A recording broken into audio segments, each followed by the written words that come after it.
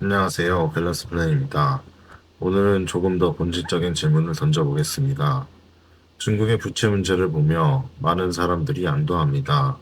우리는 중국처럼 국가가 부실을 쌓아두지는 않았잖아.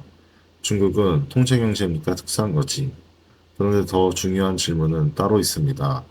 대한민국은 정말 중국과 다른 길을 갈 조건을 이미 갖추고 있을까요? 그리고 그렇지 않다면 무엇을 바꿔야 할까요? 오늘은 낙관도, 공포도 아닌 구조적으로 가능한 출구를 정리해 보겠습니다. 결론부터 말씀드리면 집값을 조정하는 수준이 아니라 성장, 재정, 금융, 인구가 얽혀있는 결합 구조 자체를 바꾸지 않으면 다른 길은 어렵습니다. 중국과 닮은 구조는 결과가 아니라 원인에 있습니다.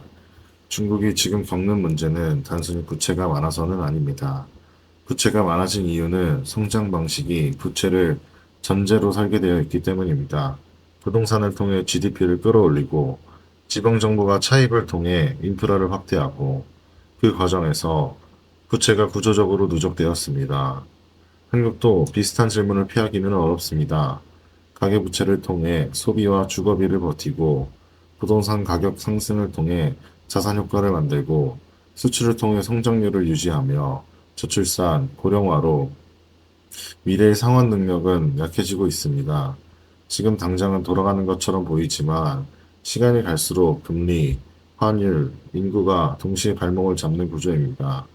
한국이 중국과 다른 길을 가려면 바로 이 결합을 끊어야 합니다. 한국이 다른 길을 가기 위한 6가지 조건 첫 번째는 부동산을 성장 엔진에서 주거 인프라로 분리해야 합니다. 한국에서 부동산은 단순한 주거 공간이 아닙니다. 가계 자산의 중심이고 담보대출의 기반이며 지방재정과 건설 경기의 핵심입니다. 이 구조에서는 집값이 내려가면 소비가 위축되고 담보 가치가 떨어지며 금융기관이 보수적으로 변하고 경기가 둔화됩니다. 그래서 정책은 반복적으로 가격 하락을 막는 방향으로 기울기 쉽습니다. 중국도 같은 길을 걸었습니다. 한국이 다른 길을 가려면 집값을 억지로 올리거나 누르는 문제가 아니라 집값이 흔들려도 경제가 함께 흔들리지 않는 구조를 만들어야 합니다. 공공 장기 임대 확대, 도심 공급의 예측 가능성 확보, 전세, 월세 비용 전가 방지 같은 장치가 핵심이 됩니다. 두 번째 조건은 가계부채를 억제가 아니라 구조전환해야 합니다. 가계부채는 단순히 많아서 위험한 게 아닙니다. 문제는 그 부채가 어디로 흘러가고 있는지입니다. 대부분이 주택으로 흘러갑니다. 한국이 다른 길을 가려면 금융이 자산 가격을 떠받치는 데 쓰이는 것이 아니라 생산성과 전환 산업으로 흘러가야 합니다. 또한 장기 고정금리 확대를 통해 금리 충격을 완충해야 합니다. 부채를 줄이자는 구호보다 중요한 건 부채의 질을 바꾸는 것입니다. 세 번째 조건은 수출 의존을 내수 체력으로 보완해야 합니다. 중국이 둔화되면 한국이 흔들리는 이유는 간단합니다. 수출 의존도가 높기 때문입니다. 하지만 글로벌 환경은 이미 달라졌습니다. 공급망 재편, 지정학 리스크, 보호무역 강화, 예전처럼 팔면 되는 시대가 아닙니다. 한국이 다른 길을 가려면 임금과 소비가 지나치게 눌리지 않도록 하고 서비스 산업의 생산성을 높이며 지역 경제의 자생력을 키워야 합니다.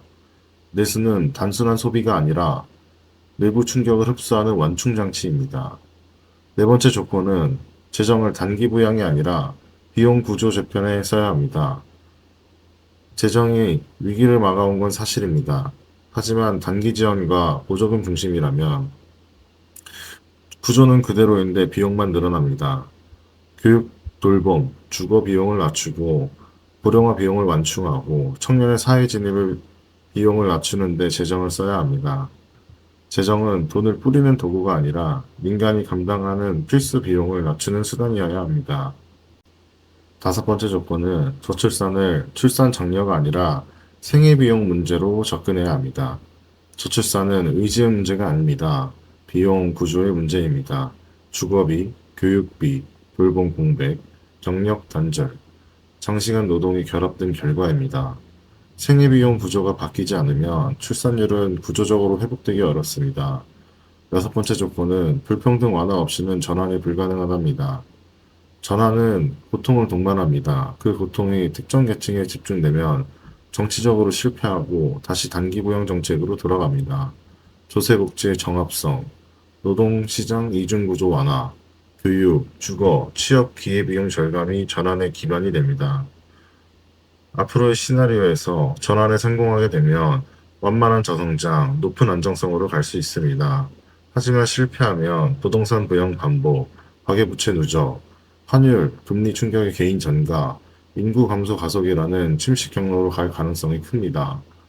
중국처럼 한 번에 붕괴하지는 않겠지만 생활비, 이자, 주거비가 지속적으로 체력을 깎아낼 수 있습니다. 한국이 중국과 다른 길을 가는 핵심은 가격이 아니라 구조입니다. 부동산을 성장 엔진에서 분리하고 가계부채의 질을 바꾸고 내수 체력을 키우고 재정을 비용 구조의 개편에 집중하며 저출산을 생애비용 관점에서 접근하고 불평등을 완화해야 합니다. 결국 이 문제는 경제정책의 문제가 아니라 누가 어떤 비용을 지고 누가 어떤 이익을 얻는 구조를 바꿀 수 있느냐의 문제입니다.